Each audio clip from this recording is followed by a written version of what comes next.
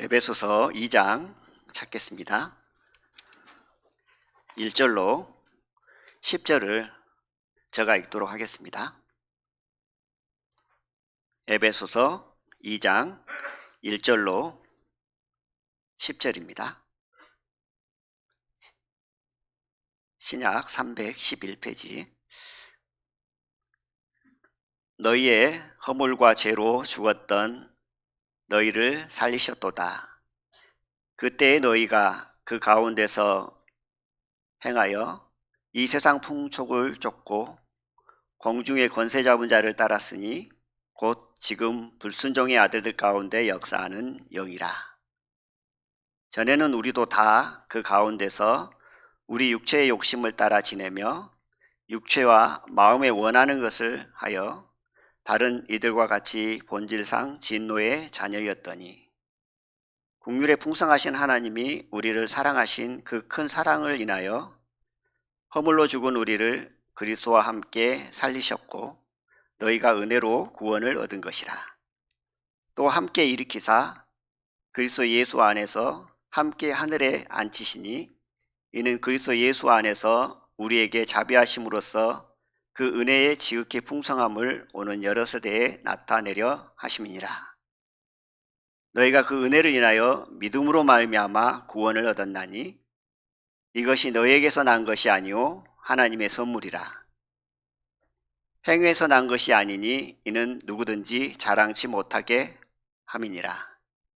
우리는 그의 만드신 바라 그리스도 예수 안에서 선한 일을 위하여 지으심을 받은 자니 이 일은 하나님이 전에 예비하사 우리로 그 가운데서 행하게 하려 하심이니라. 아멘. 본 말씀만 읽어도 은혜가 됩니다. 어떤 말씀들은 한참 생각을 해야 마음에 와 닿는 그런 말씀이 있는데 방금 읽었던 본문의 말씀은 읽는 순간 바로 마음에 와 닿는 은혜가 되어지는 말씀이라 생각이 들어집니다. 오늘 제목을 하나님의 은혜를 입은 자라고 정했습니다. 다른 표현으로 하면 그리스도로 옷 입은 자, 의의 옷을 입은 자, 구원의 옷을 입은 자 이렇게 표현할 수 있겠습니다. 하나님의 은혜를 입은 자 이렇게 제목을 정해서 함께 생각하려고 하는데요. 지난 한 주 동안 복음 전도 집회를 했습니다. 집회 기간 참 은혜 안에서 기쁨으로 감사함으로 시간을 보냈는데요. 지난 한 주가 어떤 면으로 보면 주님 안에서 가장 귀한 한 주간이었지 않나 하는 생각을 해봅니다. 복음성가에 보면 가장 귀한 삶이라는 복음성가가 있습니다. 거기에 보면 복음을 알고 복음을 믿고 복음을 전하며 살아가는 삶이 가장 귀한 삶이다라고 가사에 나와 있습니다. 예수를 알고 예수를 믿고 예수를 전하며 살아가는 삶이 가장 귀한 삶이라고 합니다. 어쩐가요, 형제자매? 아멘인가요? 이 가사가 마음에 들어와서 그런지 지난 한 주간 동안 참 귀한 시간을 보냈다라는 그런 생각이 들어지면서 하나님 앞에 더 감사가 되어지더라고요. 집회 기간에 한 형제가 수고하는 모습을 보면서 인사를 했습니다. 수고하십니다 라고 했더니 이렇게 대답을 하더라고요. 기쁨으로 봉사할 수 있어서 하나님 앞에 감사합니다 라고 크게 말을 하더라고요. 그 답을 듣고 저 마음에 더 힘이 나더라고요. 주의 일을 하는데 억지가 아니고 어쩔 수 없이 하는 것이 아니고 기쁜 마음으로 감사한 마음으로 할 수 있다는 것이 하나님 앞에 은혜고 오늘의 말씀 제목처럼 하나님 앞에 은혜를 입은 자만이 할 수 있는 행동이고 표현이다라는 생각이 들어져서 하나님 앞에 더 감사가 되어지고 은혜가 되어졌습니다. 오늘 은혜라는 단어를 많이 언급을 하려고 합니다. 구원받고 난 이후에 수없이 많이 들은 단어죠. 사랑, 은혜, 구원, 감사, 기쁨. 근데 성경에 보면 은혜라는 단어가 유독 많이 나옵니다. 그래서 은혜가 무슨 뜻인지 저희들 너무나 잘 알죠. 은혜를 다른 말로 표현하면 기쁨, 선물이라는 뜻이 담겨 있음을 보게 되어집니다. 왜 기쁨이 들어가 있냐면 은혜를 입은 자는 기쁨이 충만하기 때문에. 이 은혜를 입은 사람은 자연스럽게 나오는 것이 뭐냐면 기쁨이 충만해지기 때문에 은혜 단어 안에 기쁨이라는 단어가 있습니다. 그 뜻이 들어 있습니다. 그리고 또 은혜의 뜻 중에 하나가 뭐냐면 선물이라는 게 들어있죠. 선물은 값없이 받는 거잖아요. 그와 동일하게 은혜 또한 값없이 받는 것을 은혜라고 합니다. 그러면 은혜라는 단어를 생각할 때마다 우리가 마음 가운데 생각해야 될 게 뭐냐면 기쁨, 선물. 성경을 읽으면서 은혜라는 단어가 나오면 기쁨, 선물이라는 단어를 영상하면서 읽으면 그 내용이 쉽게 이해가 되는 것을 보게 되어집니다. 그러면 은혜라는 뜻은 그러는데, 그러면 은혜를 입은 자, 은혜를 입었다라는 것은 어떤 사람을 의미하고 말하고 있을까요? 그것은 값없이 선물을 받음으로 말미암아 기쁨이 충만한 사람을 은혜를 입은 자다라고 하는 것을 보게 되어집니다. 어떤 노력이나 수고에 의해서 어떤 선물을 받은 것이 아니라 값없이 선물을 받은 거죠. 값없이 의롭다함을 얻었고, 값없이 구원함을 얻었고, 값없이 영원한 생명을 얻어서 천국 소망을 가진 사람. 다른 말로 표현하면 하나님의 사랑을 입은 사람이 곧 하나님의 은혜를 입은 자다라고 이렇게 말씀을 하는 것을 보게 되어집니다. 방금 읽었던 본문 말씀 중에 5절을 다시 한번 읽어보겠습니다. 허물로 죽은 우리를 그리스도와 함께 살리셨고 너희가 은혜로 구원을 얻은 것이라. 은혜로 구원을 받았잖아요. 우리의 어떤 행위나 노력이나 수고나 율법을 지킴으로 말미암아 구원받은 것이 아니라 은혜로 구원받았습니다. 은혜의 단어 안에 뭐가 들어있다고요? 선물이라는 뜻이 들어있고 또 기쁨이라는 뜻이 들어있습니다. 그러므로 선물로 구원을 받았다. 그 선물을 받으니 우리 기쁨이 충만하다. 이것이 곧 은혜를 입은 자의 삶의 모습이라는 거죠. 갈라디아서 3장 2절, 26절과 27절을 제가 읽어보겠습니다. 너희가 다 믿음으로 말미암아 그리스도 예수 안에서 하나님의 아들이 되었으니 누구든지 그리스도와 합하여 세례를 받은 자는 그리스도로 옷 입었느니라 라는 말씀이 있습니다. 오늘 제목이 하나님의 은혜를 입은 자, 그리스도로 옷 입은 자, 의의 옷을 입은 자, 구원의 옷을 입은 자 이렇게 정했습니다. 그런데 갈라디아서 3장 27절에 보니까 그리스도로 옷 입었다고 합니다. 믿음으로, 사랑으로, 그리스도와 연합함으로 말미암아. 그리고 이사야 61장 10절을 제가 읽어보면요. 내가 여호와로 인하여 크게 기뻐하며 내 영혼이 나의 하나님으로 인하여 즐거워하리니 이는 그가 구원의 옷으로 내게 입히시며 의의 겉옷으로 내게 더하심이 신랑이 사모를 쓰며 신부가 자기 보물로 단장함 갖게 하셨음이라는 말씀이 있습니다. 여기서 보면 구원의 옷이라는 단어가 나오고 의의 겉옷을 입히셨다라고 합니다. 이것을 곧 하나님의 은혜를 입은 자다라고 말씀을 하는 것을 보게 되어집니다. 저희들은 구원 받았습니다. 의인으로 만들어진 것이 아닙니다.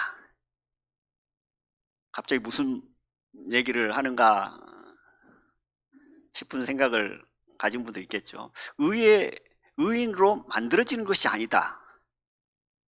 의인으로 만들어졌는가요? 의인으로 만들어진 것이 아닙니다. 의인으로 만들어졌다면 구원받고 난 이후에 우리가 의인으로 만들어져 버린 사람이라면 그 증거로 뭐가 나타나냐면 구원받고 난 이후에는 죄를 지으면 안 돼요. 왜냐하면 의인으로 만들어진 자이기 때문에 그렇죠. 어떤 의미로 보면 이미 예수님이 돼버린 상태에서 예수님이 죄를 짓는 것과 똑같은 그 의미가 들어있는 거죠. 그러므로 구원받았다, 의인이 됐다라는 것은 의인으로 만들어진 것이 아니고 의의 옷을 입었다라는 그 의미가 들어있음을 보게 되어집니다. 의의 옷을 입었다라는 것은 의인으로 인정해준다, 의인으로 여겨준다라는 겁니다. 하나님 보실 때 우리를 의인으로 여겨주고 인정해 주신 것이지 의인으로 만들어버린 것이 아니라는 거죠.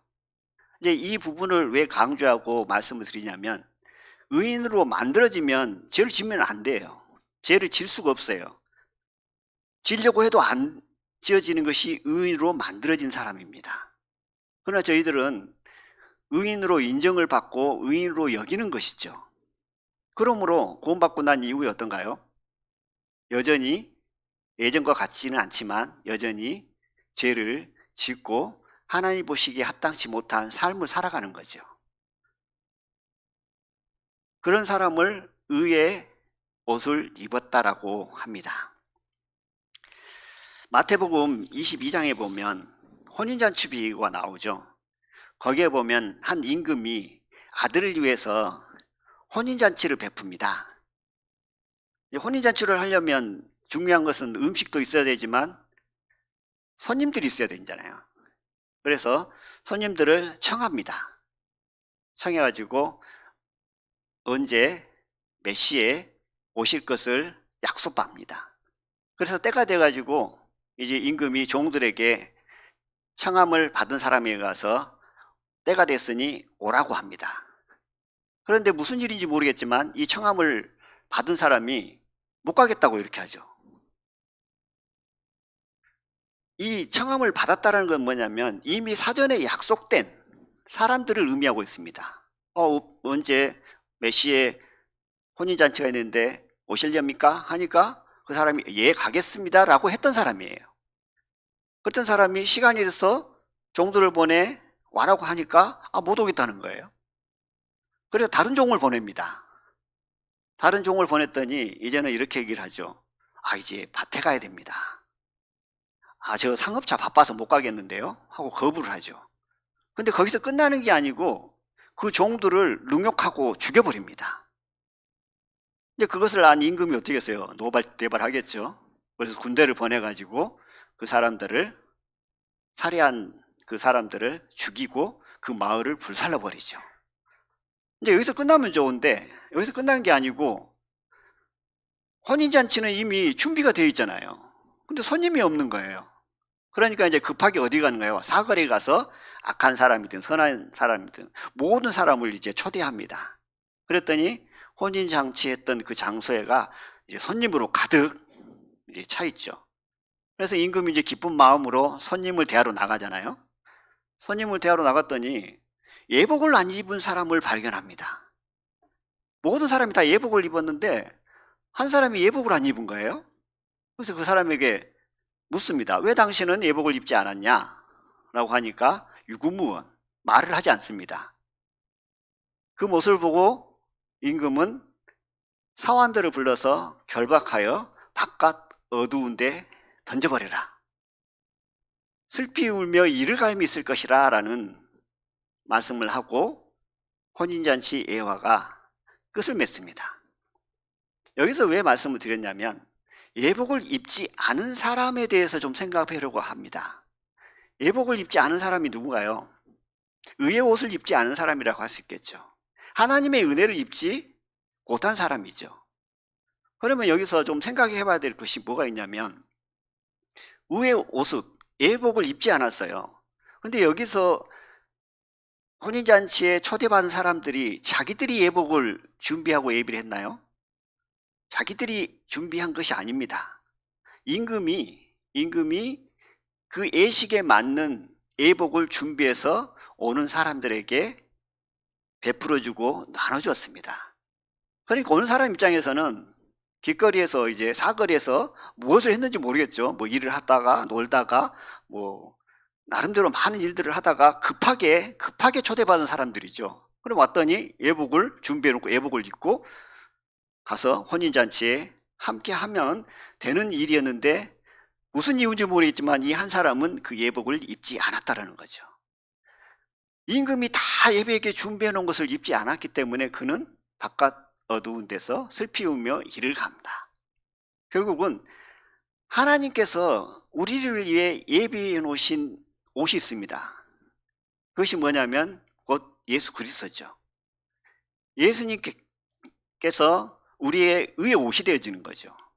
의의 옷을 입었다라는 것은 무슨 의미를 갖고 있냐면 예수님의 십자가의 보혈을 통해서 내 죄가 다 사해졌음을 믿는 것, 그것을 곧 예복을 입은 자다, 의의 옷을 입은 자다, 그리스도로 옷 입은 자다, 구원의 옷을 입은 자다라고 말씀할 수 있습니다.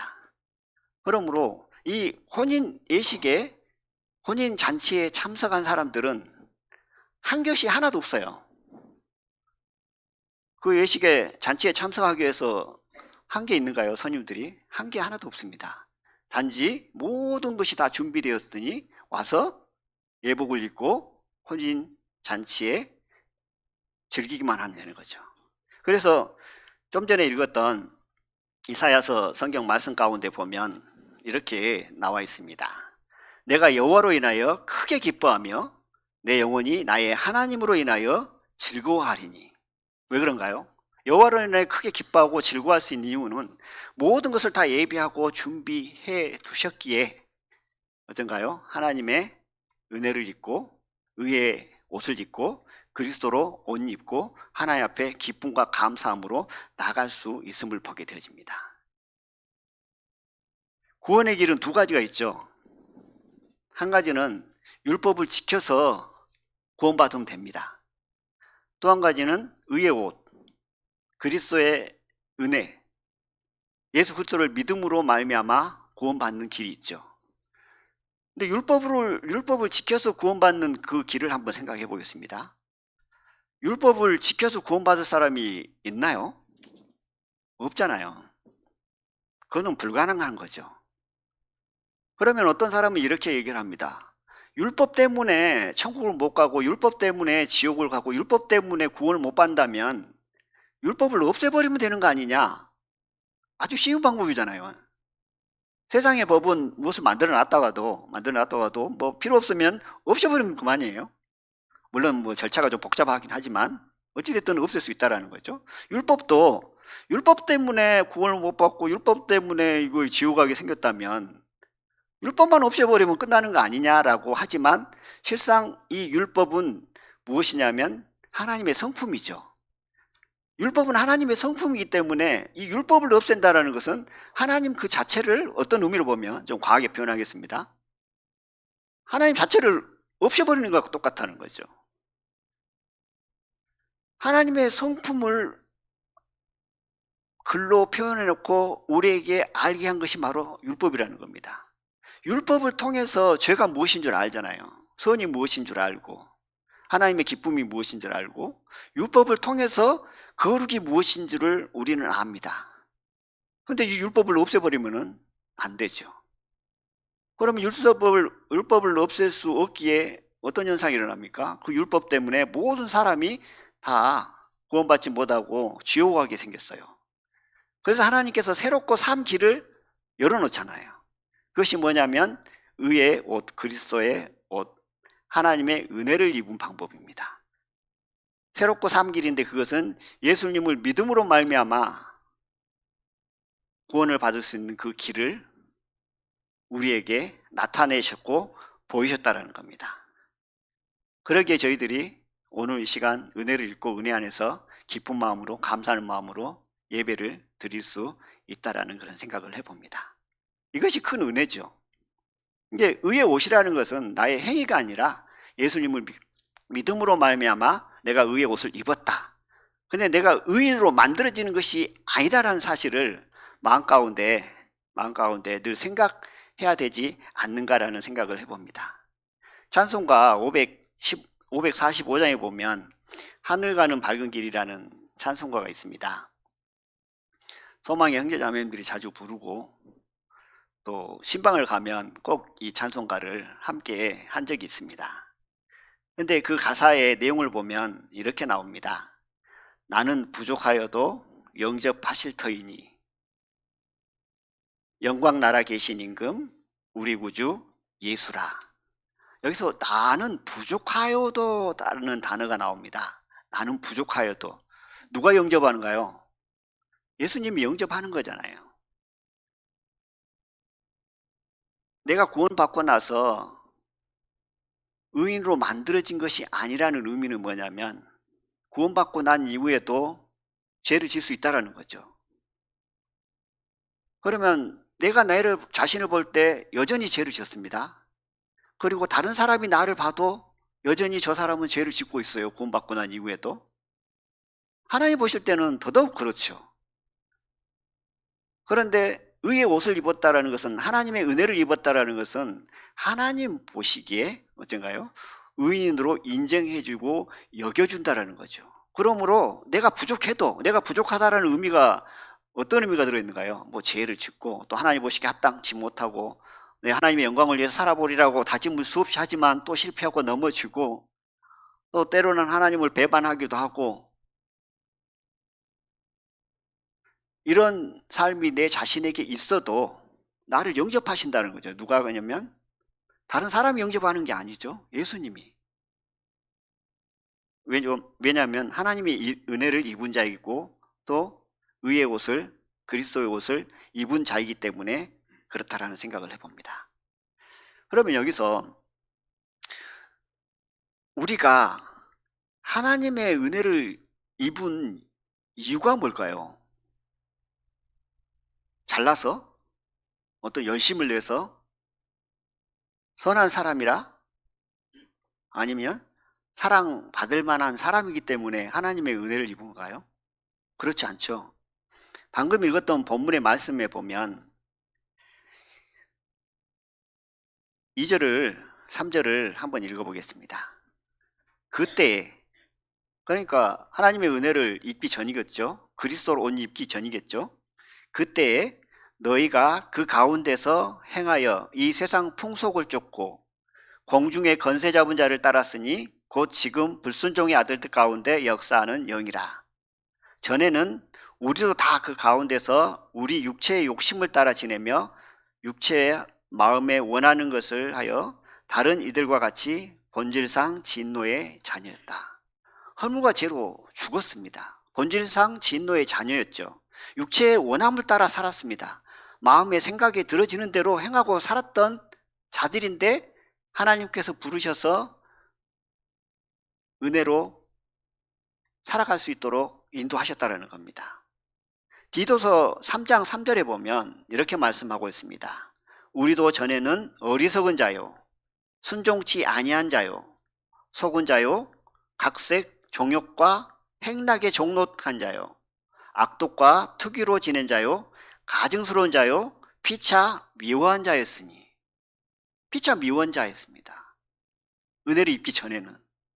은혜를 입을 만해서 입은 것이 아니고 하나님 보시기에 합당치 못한 행동들만 하고 생각들만 하고 살았던 자들이죠. 사도 바울은 이렇게 또 자신을 표현합니다. 전에는 해방자요, 핍박자요, 포행자요, 죄 중에 개수다 라고 자신을 구원받기 전에, 은혜를 입기 전에 자신을 말하고 표현을 하는 것을 보게 되어집니다. 저희들은 어쩐가요? 구원받을 만한 사람이라고 구원받았는가요? 그것이 아니잖아요. 말라기야 1장 2절에 보면 여호와께서 이스라엘 백성들에게 이렇게 얘기를 합니다. 여호와께서 가라사대 내가 너희를 사랑하였노라 라고 얘기를 합니다. 그랬더니 이스라엘 백성들이 뭐라고 답을 하냐면 주께서 우리를 어떻게 사랑하셨나요? 이렇게 답을 해요. 좀 말투가, 그 단어 내용만 보면 별로 문제가 안 되는데 말투가 좀 뭐 긍정적인 말투가 아니라 부정적인 답이잖아요. 주께서 우리를 어떻게 사랑하셨어요? 이제 이렇게 답을 한 거예요. 그래서 좀 이해가 안 가죠. 하나님께서 너희를 사랑했다라고 하는데 예, 너무나 잘 알고 있습니다. 우리는 은혜를 입은 자고 하나님의 사랑 때문에 우리가 살아갑니다. 이렇게 답을 해야 되는데 주께서 언제 우리를 사랑하셨나요? 이렇게 답을 하는 거예요. 근데 그 이유가 있습니다. 이스라엘 백성들이 그렇게 답한 이유가 무엇이냐면 나름 기대를 하고 있었어요. 무슨 기도를 하고 있었냐면 이제 바벨론에서 포로가 돼서 이제 돌아와서 이제 성전을 재건하고 율법을 지킵니다. 그러면 이스라엘 백성들 마음 가운데 이제 성전도 재건했고 율법을 지키고 하나님 말씀에 순종하고 가니까 이제 뭐가 형통한 길만 우리에게 있겠지라고 기대를 하고 있었습니다. 그런데 시간이 가도 어쩐가요? 여전히 페르시아 속국에 있습니다. 가뭄과 기금이 여전해요. 힘쓰고 애쓴다고 하나님 말씀에 순종하고 나가 보지만 여전히 이스라엘 백성 가운데 고통이 있고 고난이 있고 형통한 길만 보이는 것이 아니라 형통하지 않은 길이 이렇게 보인 거예요. 그러니까 마음 가운데 이제 불만이 가득해서 있는데 하나님께서 여호와께서 내가 너희를 사랑하노라 그러니까 주께서 언제 나를 사랑하셨나요? 이렇게 얘기를 하는 거예요. 그러니까 자기 형편과 사정을 보고 그런 거죠. 그랬더니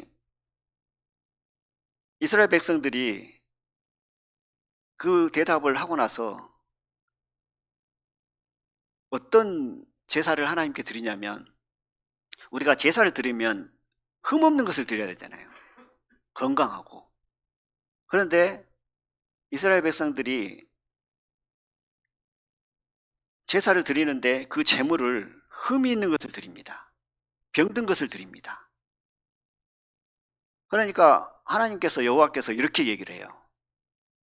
아이 총독에게 그 제물을 드려도 기뻐하지 않겠다라는 얘기를 해요. 총독이라는 것은 이제 속국에 있었기 때문에 세금을 걷어서 이제 바치는 부분이죠. 근데 하물며 세상 사람 총독에게도 좋은 예물을 좋은 제물을 바치면서 여호와인 하나님께 무엇을 바치냐면 흠이 있는 것을 병든 것을 바쳤다라는 거예요. 그렇게 책망을 합니다. 그러니까 이스라엘 백성이 또 이렇게 답을 합니다. 이 일이 얼마나 번거로운지 아세요? 이렇게 답을 해요. 참, 이 일이 얼마나 귀찮은지 아세요? 그러니까 하나님께 신령과 진정으로 예배를 드리고 제물을 드릴 때 흠이 없는 것을 드려야 되는데 병든 것, 흠이 있는 것을 드리면서도 하나님을 향해서 무슨 마음을 갖냐면 이 일이 정말 귀찮은 일입니다. 이 일이 얼마나 번거로운 일인지 아시냐고요. 이렇게 얘기를 합니다. 그때 하나님께서 또 이렇게 답을 하십니다. 너희 중에 성문을 닫은 자가 있으면 좋겠다. 성문을 닫아버렸으면 좋겠다는 거죠. 그런 제사 받기 싫다라는 거잖아요.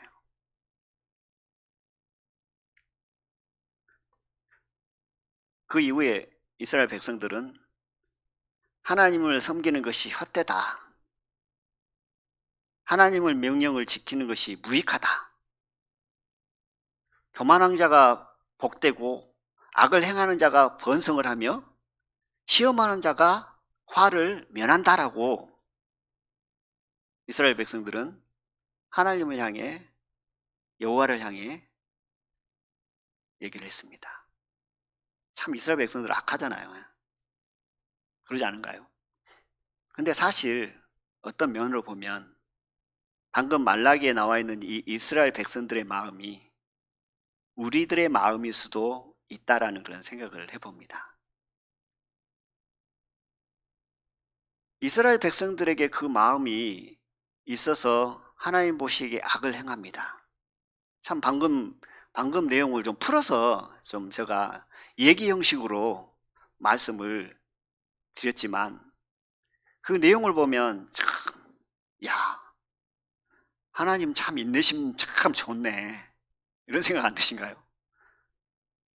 근데 하나님은 이 말라기를 끝으로 400년 후에 신약, 예수님이 이 세상에 오시죠. 그런 자를 위해서 독생자 아들을 이 땅에 보내십니다. 그런 자들과 비슷한 우리들을 위해서 독생자 아들을 이 땅에 보내시잖아요. 그래서 하나님의 은혜를 입게 하십니다. 그리스도로 옷 입게 하신다는 거죠. 의의 옷을 입게 하신다는 겁니다. 구원의 옷을 입혔다라는 겁니다. 그러므로 그리스도로 옷 입었다라는 것은 내 행위로 마음지 않는 것이 아니라 오직 하나님의 은혜입니다. 은혜라는 건 뭐였는가요? 값없이 받은 선물이고 기쁨이라고 그랬잖아요. 은혜를 입은 사람이 두려움 있고 근심 있고 걱정이 있다면 그는 은혜를 입었다라고 말하기가 어려운 거죠. 입었지만 다른 것으로 말미암아 가려져 봤다고 해야죠. 은혜를 입었다는 것은 그 안에 기쁨이 있는 건데 왜 기쁘냐면 공짜로 받은 선물이 충만하기 때문에 기쁨이 충만한다는 거죠. 그러므로 저희들은 구원을 받고 은혜를 받을 수 없는 정말 어리석은 사람이지만 그런 자를 부르셔서 구원하셨다는 겁니다. 구원이라는 단어를 좀 생각해 보겠습니다. 구원 그러면 뭐 상담할 때 이렇게 표현을 대부분 합니다. 물에 빠진 사람이 있습니다. 물에 빠진 사람이 자기 힘으로 나오지 못할 때 길을 지나가던 사람이 건져주는 것을 보고 물에서 죽음에서 구원을 해줬다라는 단어를 쓰죠. 근데 구원을 받은 것과 은혜를 입은 것은 뭐 같은 의미지만요. 좀 질적으로 차이가 있다고 생각이 들어집니다. 구원을 받았다는 것은 물에 빠졌어요. 나올 수가 없어요. 근데 지나가던 지인들이 나를 좋아하던 평상시에 나를 사랑하던 사람이 야, 너 왜 물에 빠졌냐 그러면서 구해주는 거. 이것을 구원이라고 하잖아요. 근데 은혜를 입었다는 것은 한 차원 높습니다. 어떤 차원이냐면 물에 빠졌습니다. 근데 아무도 지나가질 않아요. 나를 구해줄 사람이 없는 거예요. 근데 한 사람이 멀리서 옵니다. 근데 그 사람을 보니까 누구냐면 나의 원수인 거예요. 감히 그 원수한테 나를 구해주라고 말할 수 없습니다. 근데 그 원수가 자진해서 자기를 희생해서 나를 구원해 줬습니다. 이 구원을 하나님의 은혜를 입은 자라고 표현하는 것을 봅니다. 구원받았다와 하나님의 은혜를 입었다는 것은 동일한데 그 의미를 생각해 보면 하나님의 은혜를 입었다는 것이 원수인 나를 구해 주셨다라는 그 마음으로 나갈 때 기쁨이 더 충만해지는 거죠. 로마서 5장 10절에는 이렇게 말씀합니다. 곧 우리가 원수 되었을 때에 그의 아들의 죽으심으로 말미암아 하나님과 화목되게 되었은즉 화목하게 된 자로서는 더욱 그의 살으심으로 말미암아 구원을 받은 것이니라. 원수 되어졌을 때 저희들을 사랑하셔서 저희들을 위해 십자가에 달려 못 박으시고 그 보혈을 흘림시로 말미암아 저희들을 원수된 저희들을 도저히 구원받을 수 없는 저희들을 구원하셨다는 거죠. 창세기 6장 8절에 보면 노아는 하나님께 은혜를 입었더라라는 말씀이 나옵니다. 그러면서 9절에 노아의 사적에 대해서 나오면서 노아는 의인이요 당세의 완전한 자라 하나님과 동행하였다라고 합니다. 그러면서 이제 노아의 방주를 만들게 하고 100년이 넘는 시간 동안 방주를 만들면서 여호와의 말씀을 다 준행하였다라고 합니다. 여기서 노아가 의인이었고 당시에 완전한 자였고 하나님과 동행할 수 있었고 또 하나님의 명령을 다 준행할 수 있었던 건 뭔가요? 하나님의 은혜를 입은 자이기 때문에 그것이 가능하다는 겁니다. 노아가 뭐 다른 사람에 비해서 특별하게 선한 사람이었든지 특별한 어떤 능력이 있어서가 아니라는 거죠. 하나님의 은혜를 입었기 때문에 의인이었고 완전한 자였고 하나님의 말씀을 다 준행한 자였다는 겁니다. 아브라함을 가리켜서 믿음의 조상이라고 하죠. 근데 로마서에 보면 아브라함을 가리켜서 의심하지 않고 약해지지 않았다고 합니다. 그 믿음이. 그런데 창세기 16장을 보면 어쩐가요? 믿음이 약해지지 않았나요? 의심하지 않았나요? 노아의 아브라함의 삶을 보면 믿음이 약해지고 그 믿음이 의심을 합니다. 창세기에 보면. 근데 로마서에 와서는 그 믿음이 약해지지 않고 그 믿음이 의심하지 아니었다라고 합니다. 그것은 무슨 의미를 갖고 있냐면 곧 아브라함이 하나님의 은혜를 입은 자라는 하나님의 의의 옷을 입은 자라는 말씀을 설명하면서 말씀을 하면서 그 내용을 하는 것을 보게 되어집니다. 마리아가 있습니다. 누가복음 28장에 보면 요셉과 정혼한 처녀 마리아, 예수님의 이제 어머니죠. 이 마리아에게 가브리엘 천사가 이렇게 얘기를 합니다. 은혜를 입은 자여 평안할지어다, 이렇게 합니다. 은혜를 입은 자여 평안할지어다. 여기서도 은혜를 입었다고 합니다. 그럼 이 마리아가 왜 은혜를 입었을까요? 다른 처녀들보다 더 정결해서요? 하나님 보시기에 너무 이뻐서? 하나님의 사랑을 입을 만해서요? 그렇지 않습니다. 하나님의 은혜를 입었기 때문에 그가 하나님과 함께하고 동행할 수 있다는 거죠. 로마서 9장 13절에 보면 야곱은 사랑하고 에서는 미워했다고 말씀이 나옵니다. 그러면 야곱은 왜 하나님의 사랑을 입었을까요? 야곱이 하나님 보실 때 충성되고 야곱이 하나님 보실 때 정말 합당한 행동들을 했을까요? 그럼 에서는 나쁜 짓만, 나쁜 행동만, 악한 행동만 하고 살아서 미워했을까요? 그것이 아닙니다.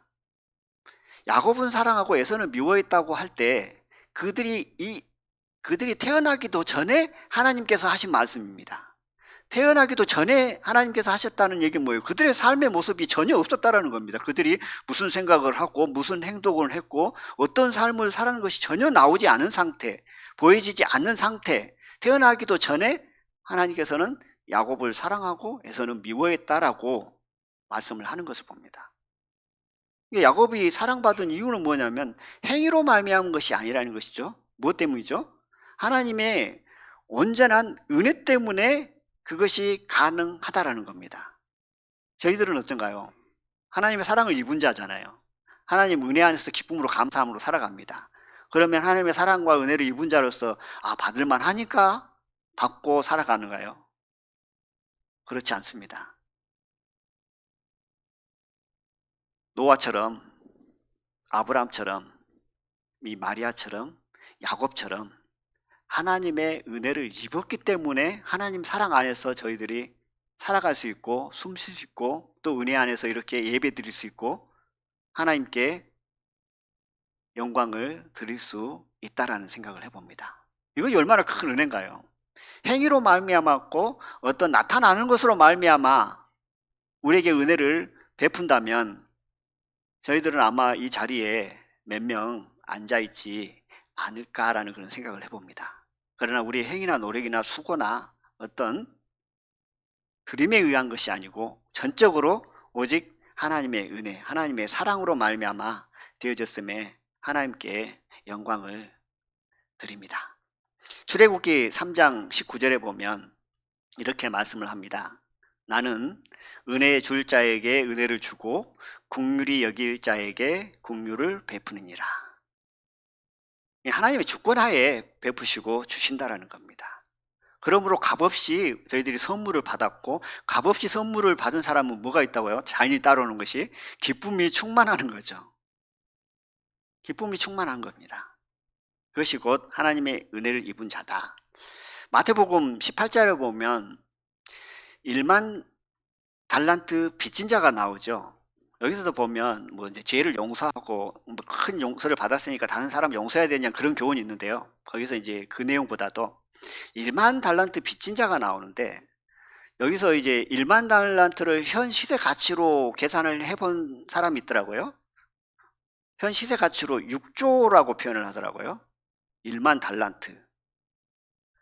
한 달란트가 6천 데나리온이고 그 당시 노동자의 하루의 임금이 한 데나리오였으니까 계산해 보니까 뭐 6조 이렇게 표현하더라고요. 상상이 간가요? 6조. 현 시대에 6조의 자산가는 있을 거예요. 그러잖아요. 간혹 뭐 몇 조, 몇십 몇 조 막 이런 얘기를 하더라고요. 상상은 안 가지만. 그런데 현 시대에 6조의 빚을 지고 살아가는 사람이 있을까요? 제가 볼 때는 없을 것 같아요. 그러면 오히려 10조 있는 자산가보다도 6조 빚을 갖고 있는 사람이 더 능력자인 것 같아요. 6조를 어떻게 빚을 지고 살아요? 그런데 이 비유에서는 왜 그냥 한 달란트라 해도 큰데 1만 달란트라고 비유를 하면서 우리에게 교훈하고 가르칠까요? 이걸 생각해 보니까, 야, 6조라는 빚을 짓기가 얼마나 힘들어요. 근데 6조를 빚을 진 사람을 탕감해 줍니다. 그 탕감을 받은 사람이 누구냐면 우리잖아요. 빚을 탕감받았습니다. 그 큰 빚을 탕감받았는데 우리의 마음이 어쩔까요? 기쁠 수밖에 없는 거죠. 빚을 진 자의 마음이 어떨까요? 뭐 갚을 수 있는, 내 능력에 대해서 갚을 수 있는 빚 정도야 시간이 되면 해결되겠지 하고 마음의 평안을 누리겠지만, 그렇지 않은, 도저히 감당할 수 없는 빚을 지는 사람의 마음은 참, 빚을 져보지 않고서는 그 마음을 헤아릴 수 없겠잖아요. 근데 어느 날 도저히 감당할 수 없는 빚을 공짜로, 선물로 갚아줘 버렸어요. 그러면 빚을 갚음받은 그 사람의 마음이 어떨까요? 기쁨이 충만해지겠잖아요. 이건 당연한 거예요. 기뻐해라라고 말해서 기뻐지는 게 아니고 기쁨이 그냥 자동적으로 충만해져 버린다는 거죠. 이 삶이 곧 하나님의 은혜를 입은 자라는 겁니다. 빚진 자의 마음에서 이제 빚에서 벗어났습니다. 그러면 빚진 자가 빚에서 벗어났으면 가장 마음 가운데 크게 품고 있는 마음이 무엇일까요? 보편적으로 이런 마음을 품고 있을 것입니다. 시편 116편 12절에 나오는 말씀인데요. 여호와께서 내게 주신 모든 은혜를 무엇으로 보답할꼬? 라고 마음에 늘 품고 살 거예요. 그러잖아요. 평생 갚아도, 자녀손손 자녀들이 평생 갚아도 못 갚을 빚을 갚음 받았으니 그 마음이 어쩔까요? 이 모든 이 큰 은혜를 정말 무엇으로 보답할꼬?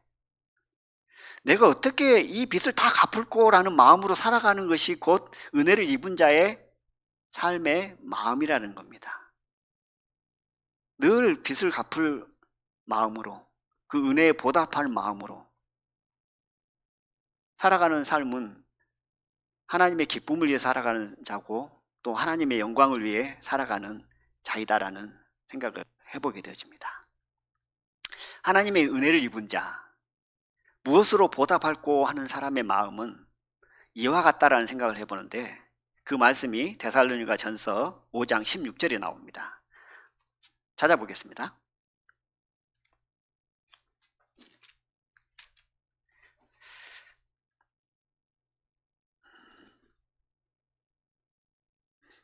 데살로니가 전서 5장 16절, 17절, 18절을 찾아서 같이 읽어보겠습니다. 신약성경 332페이지입니다.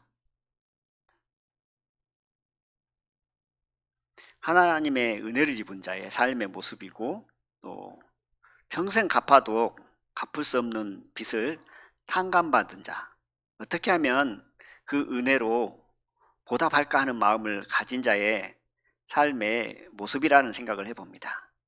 그런 자에게 하나님께서 이렇게 살아라고 말씀을 하십니다. 16절, 17절, 18절을 같이 읽겠습니다. 시작. 항상 기뻐하라. 쉬지 말고 기도하라. 범사에 감사하라. 이는 그리스도 예수 안에서 너희를 향하신 하나님의 뜻이니라. 항상 기뻐하라라고 말씀을 합니다. 이 기쁨이라는 것은 앞에서 자주 언급했기 때문에 기뻐할 수밖에 없다 그랬잖아요. 로마서 5장 2절에 보면 하나님의 영광을 바라고 즐거워하느니라는 말씀이 있습니다. 하나님의 영광을 바라고 즐거워한다. 여기서 하나님의 영광이 뭘까요? 하나님의 영광, 그러면 우리가 하나님의 영광을 볼 수 있는 방법은 두 가지죠.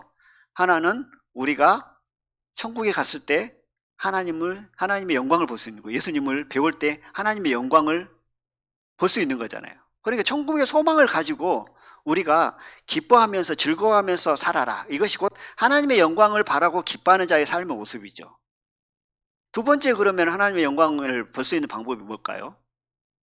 천국 가기 전에 이 세상에서. 그것은 뭐냐면 곧 하나님의 능력이라고 할 수 있겠죠. 나사로를 살릴 때 너희가 믿으면 하나님의 영광을 보리라라고 말씀을 했잖아요. 하나님의 능력, 죽은 나사로가 살아나는 그 모습을 보면 하나님의 영광을 보는 겁니다. 그러면 그 영광을 봤을 때 뭔가요? 기쁨이 충만할 수밖에 없는 거잖아요. 우리 삶 가운데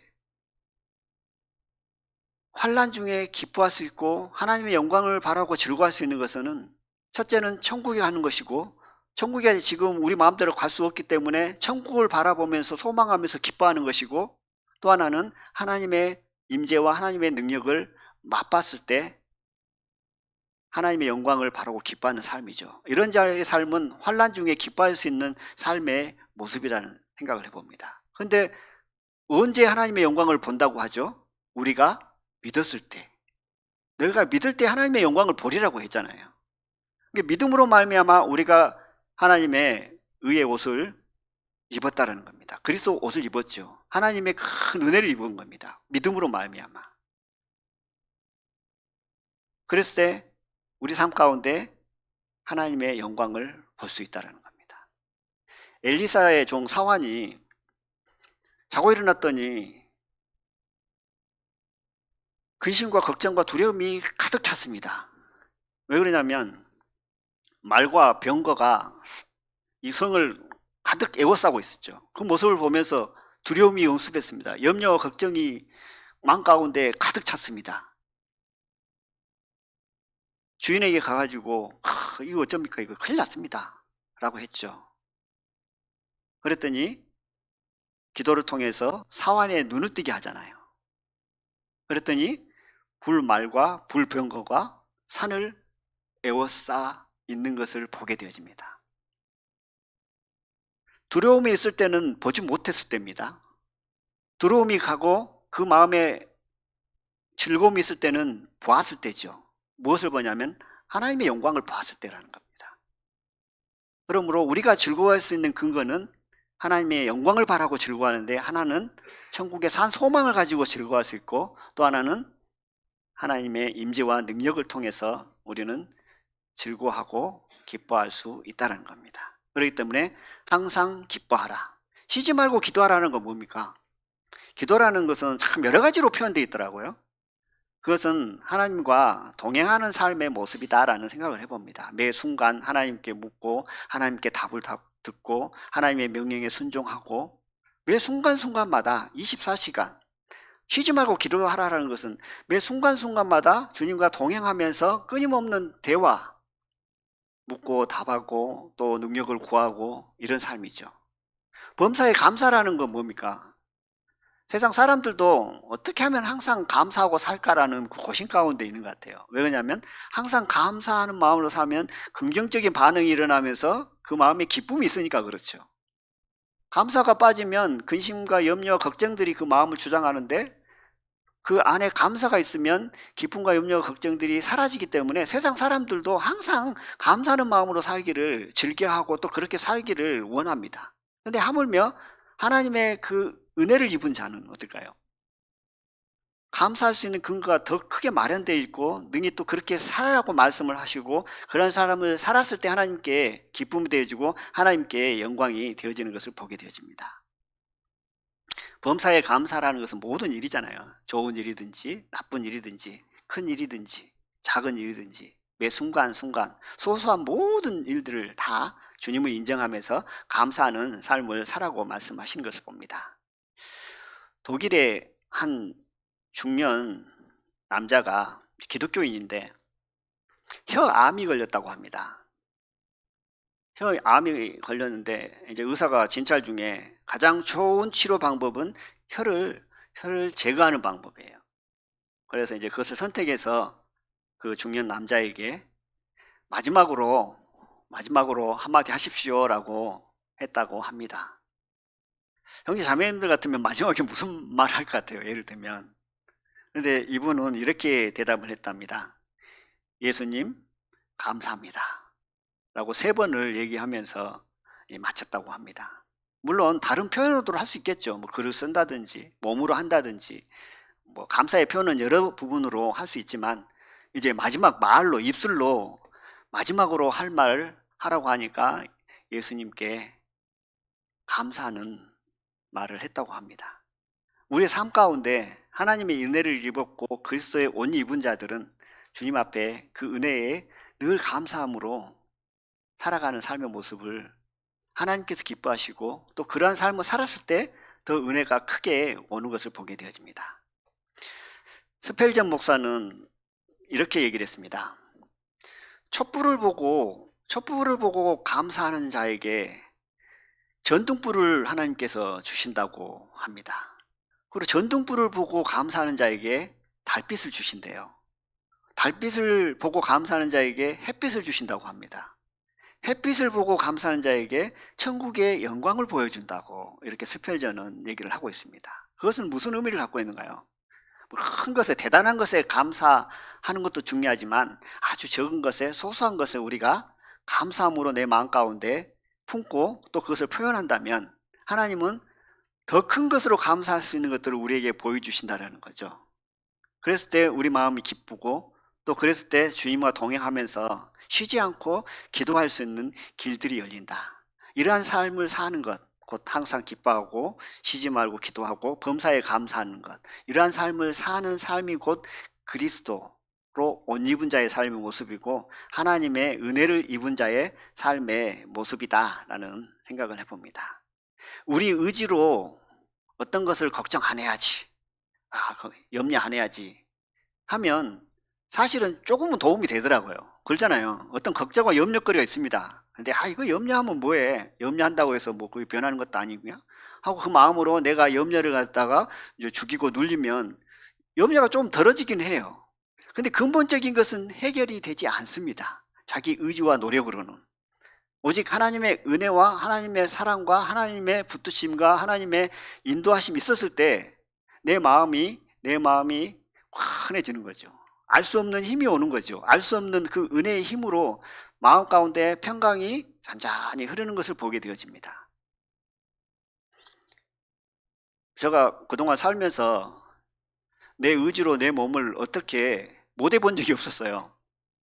물론 게을러서 하기 싫어서 또 다음에 해도 되니까 밀어버린 적은 있어도 그래 내가 한번 해보리 하고 내 몸을 어떻게 한번 움직여보리 하고 의지를 가지고 했을 때 그동안 살아오는 이 시간 동안에는 없었거든요. 근데 며칠 전에 어떤 일이 있었는데 내 몸을 한번 움직여 보려고 그러는데 내가 아무리 정신력과 의지를 가지고 움직이려고 해도 안 움직여지는 거예요. 그 모습을 보면서 그럼 그렇지. 연약하긴 연약하구나. 인생이라는 것이. 뭐 별거 없어. 하나님께서 살짝만 건드려도 쉽게 넘어질 수밖에 없고 망각을 할 수밖에 없고 착각할 수밖에 없고 하나님 나 모릅니다 라고 할 수밖에 없고 말라기서에 나와 있는 이스라엘 백성처럼 언제 저를 사랑하셨나요? 라고 할 수밖에 없는 거 아닌가요? 그리고 귀찮습니다. 이제 하나님 일하는 것도 귀찮고 이거 왜 해야 되는지 번거로운데 왜 이래야 됩니다. 하나님 붙들어 주시지 않으면 그 마음으로 살아갈 수가 없다라는 거죠. 하나님 섬겨봤자 복도 없고 오히려 악을 행한 사람이 더 복을 받는 것 같고 하나님 시험하지 말았는데 시험하는 사람이 더 잘 사는 것 같고 이런 마음들이 하나님이 나를 붙드시지 않으면 들어올 수밖에 없다라는 겁니다. 그러나 그런 마음으로 살지 않고 어떻게 하면 하나님 기쁘게 할까? 어떻게 하면 이 하나님의 은혜에 보답할까 하는 마음으로 살 수 있는 것도 나를 붙드시는 주님이 계시고 나를 인도하시고 나를 의의 길로 나갈 수 있도록 허락하시는 하나님이 나를 붙드시고 인도하기 때문에 그것이 가능하다라는 거죠. 그래서 모든 것이 다 하나님의 은혜인 것을 보게 되어집니다. 그러므로 저희들이 주님 안에서 항상 기뻐하고 쉬지 말고 기도하고 또 범사에 감사하는 삶을 사는데 그 또한 모든 것이 다 하나님께서 붙드시고 인도하시기에 가능함을 늘 인정하고 나는 부족하여도 하나님이 영접하시고 예수님께서 나를 붙드시고 또 나를 인도하심을 늘 주님 앞에 감사하고 또 찬양하며 영광을 돌리는 그런 삶을 살았을 때 하나님의 기쁨이고 또 그런 자에게 하나님의 은혜를 더하셔서 이 마지막 시대에 하나님의 귀한 도구로 또 충성된 일꾼으로 살 수 있지 않는가 하는 생각을 해봅니다. 저희들이 그동안 은혜를 입었는데요. 앞으로 더 많은 은혜를 입고 살아가기를 원합니다. 이상 마치고 기도드리겠습니다.